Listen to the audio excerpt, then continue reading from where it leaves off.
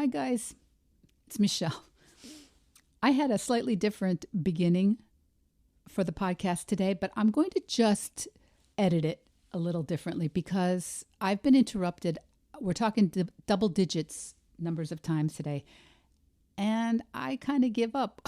So I'm going to skip the preamble and go straight to the thing I wanted to read today by David Foster Wallace. It's from his This Is Water. Most days, if you're aware enough to give yourself a choice, you can choose to look differently at that dead-eyed, over-made-up lady who just screamed at her kid in the checkout line. Maybe she's not usually like this. Maybe she's been up 3 straight nights holding the hand of a husband who is dying of bone cancer. Or maybe this very lady is the low-wage clerk at the motor vehicle department who just yesterday helped your spouse resolve a horrific, infuriating red tape problem through some small act of bureaucratic kindness. Of course, none of this is likely, but it's also not impossible. It just depends what you want to consider. If you're automatically sure that you know what reality is and you are operating on your default setting, then you, like me, probably won't consider possibilities that aren't annoying and miserable. But if you really learn how to pay attention, then you will know there are other options. It will actually be within your power to experience a crowded, hot, slow, consumer hell type situation as not only meaningful, but sacred, on fire with the same force that made the stars. Love, fellowship, the mystical oneness of all things deep down. So that's a snippet from David Foster Wallace's commencement speech to the 2005 graduating class of Kenyon College, and it's as good an example of coaching and thought work as I know of. It's a practice.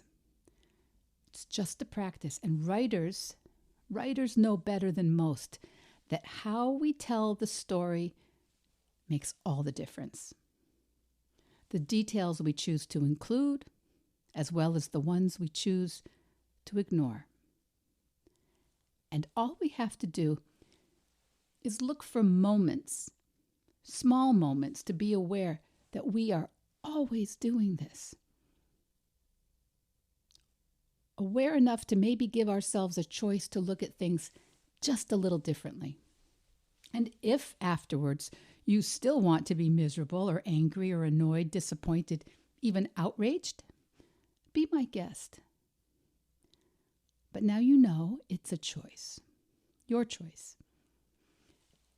And the person or the persons you or I were blaming for those feelings, could they just as easily be objects of your sympathy or your pity? Or dare I say, even your admiration, if your brain chose to concentrate on different facts today? What do you think? As the Quakers say, that speaks to my condition. What do you think? How do you think you frame your opinions and gather evidence for the important stories and narratives in your life? The story we each tell, the ideas we choose to include in those stories, and the frequency with which we tell those stories, this is what primarily connects us as humans. And it's also what alienates us from each other. And that's what today's story is all about.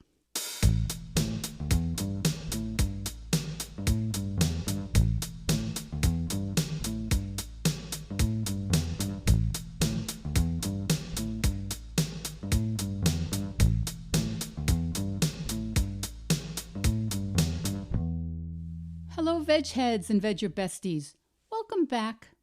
Welcome back to Vedge Your Best, the plant-based podcast. My name is Michele Olander. I'm a certified life coach, a practicing vegan, and I'm here every week encouraging you to eat more plants and challenge yourself to set an impossible goal, a goal that is impossible right at this moment for you, right at this moment, but that allows you to grow into the next evolution of you. And here we are at episode 62, and boy, oh boy, it's been hard to get the beginning recorded today. I have people calling my name, doors being slammed, the electricity got turned off a couple times. And anyway, as you know, even thinking about the first podcast, the first episode was an impossible goal for me once upon a time. Today, it seemed pretty impossible a few times. But anyway, it's possible. I've proven that it's possible. And what wasn't possible for me once upon a time encourages me, and I hope encourages you, that there are things out there for you that you may not even believe yet. Now, you know my goal. My main goal is to help people limit or eliminate the consumption of animal products and to help vegans tackle their next big challenge, whatever that is. And this podcast is where I get to introduce or discuss some of the ideas and the life coaching tools that I use with my clients. And it's an opportunity for you, should you choose to accept it, to learn a little tiny bit about me. So even if you and I never work together, it's my commitment to drip, drip, drip into you my belief that just because you currently think something's impossible for you, that thought is optional. It's not true. And I'm here every single week to challenge you to think about something you really want a little bit differently, to use different facts to tell your story. You know, it's when we give ourselves permission to think about this life, our lives, and the other beings in our lives a little differently. That's when we get to try on new ideas that seem impossible. So I ask all the time, what gets people to move away from eating animal products routinely? Ultimately, that is the biggest part of my work, really, to notice what helps people choose differently in any of a number of areas, but specifically here, from many of us, it's the idea of choosing to stop consuming animals. And that comes down to choosing to see things that we are not habituated to seeing, to noticing facts and ideas and opportunities that we tend to not notice. You know, I can still look at people eating animal products and not be outraged, not be terribly upset, because I grew up in a culture and with experiences that have really desensitized me to watching people prepare and eat animals. And in that same culture, I can get utterly weepy, ugly cries if I think a dog is a little chilly or hungry or unloved. Recently, I was called out by an activist who, really disapproved of me for encouraging people to move away from eating animals at their own pace. The entire concept, really, of Vedge Your Best. And he found it morally unacceptable. And you know, I get it. I get his point. I really do not disagree with it. I totally get it. And I know that if I used his reference points and took them in the order that he does, I would completely agree with him. And at the same time, here in the same universe, I currently concentrate on other reference points, on other details and ideas. I tell myself a slightly different story. And that story leads me to find my work, my mission, my advocacy, well, primarily among people who are, well, maybe open to the idea of not consuming animals anymore, but really they just do not see how they're ever going to function in this world without eating animals. Now, in the story, my colleague, the activist, tells about this world. There is an objective wrong. There is an objective sin, basically, that there are billions of land animals and even more billions of sea animals being abused, being tortured and killed. And to suggest that we cut down on those billions of animals by 10% or 50% or even 80% is absurd because it's patently immoral and unacceptable. I think we can all see that point. I think we can see the narrative that he creates, that he is drawing from the information that he is choosing to consider. So if you believe it's wrong, it's wrong. So cutting down on wrong is still wrong. And he does not approve of, well, I'm not laughing. It's not funny. It's the absurdity of the human condition. Here I am, I build my little world and I choose seemingly different information to consider in the narrative, to build my narrative around. And that narrative is what? Well, it's built around my experience that what keeps people from choosing not to consume animals is primarily their thoughts that it's too hard, that it's impossible, that no one will support them in it, that it might be potentially harmful to their family's nutrition, or that they'll feel miserable and deprived all the time. And then we cloak the whole issue in a culture, an economy, traditions, a day-to-day lifestyle where eating some sorts of animals is so normalized, so ubiquitous that it's very, very hard for most of us to even get the psychological distance, never mind the physical distance, from consuming animals.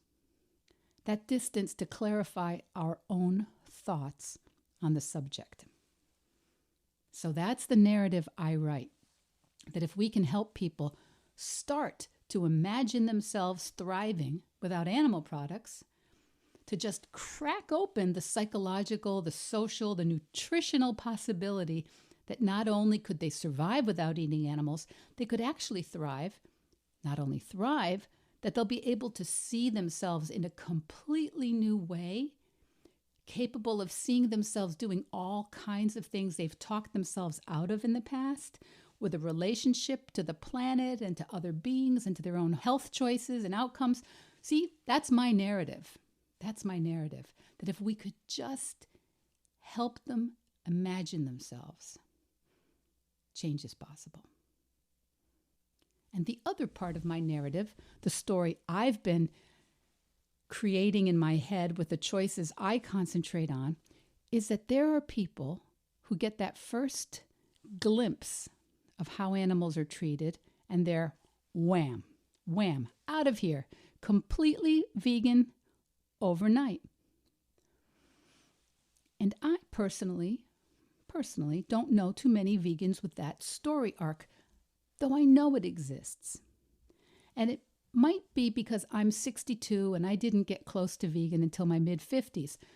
And that's another piece of the story that I'm concentrating on, that I'm choosing to use in my narrative, in the story that I'm telling in my coaching and in this podcast. I concentrate on people who didn't see it all and who didn't have an overnight road to Damascus conversion to veganism, because I didn't.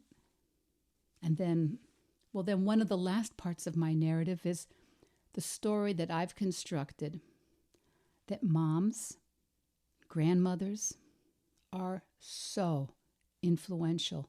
We are so powerful. We are such leaders, not only for our kids and our grandkids, but for spouses and parents and coworkers and community members and library committees, friends. Listen, if moms and grandmothers can lean into veganism a little bit, or even plant-based diets, not only are they going to influence others, they can actually take away one of the excuses so many people use. That's, well, if I don't eat my mom's chicken soup or my grandmother's cookies or Yorkshire pudding or Easter eggs, fill in the blank, she's going to be so mad. It will ruin the holidays. It will upset the family. It will complicate family get-togethers. What if all the people on the proverbial fence about how to limit and eliminate the consumption of animal products, what if all those people knew that their moms and grandmothers were proud of them and delighted that their families were taking on a vegan practice?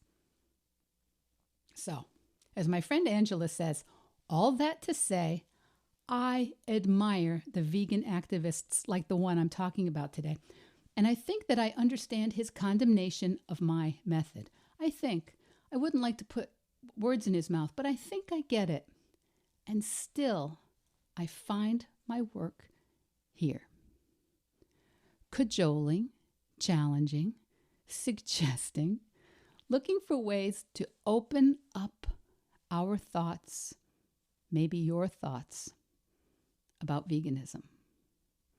And for those of you who already have a vegan practice, I know that you and I use these same tools and methods to open ourselves up to other ideas and goals that currently seem or feel impossible. And I do think there is room, even a need for some all or nothing attitude on this issue. And I believe it probably helps a bunch of people go all in vegan overnight. I believe that. And I also choose to believe that there are other people who actually need this message to veg their best. So there are different ways to look at this. It just depends, as David Foster Wallace writes, on what you want to consider. There may be other options, and in the long run, it might turn out that I decide I'm wrong. But for now, that's how I choose to tell my story. And for now, I'm sticking with it. Veg Your Best podcast production, music, and editing by Charlie Weinshank. Thanks, Charlie. Before you go, it would mean so much to me and the Veg Your Best team if you would hit subscribe, leave us a 5-star review, or share with someone you think might be interested. Something about algorithms, it helps bump us up a little in the rankings, and that's the best way to help others find the podcast and for us to find our audience. So, until next week, make it easy and veg your best.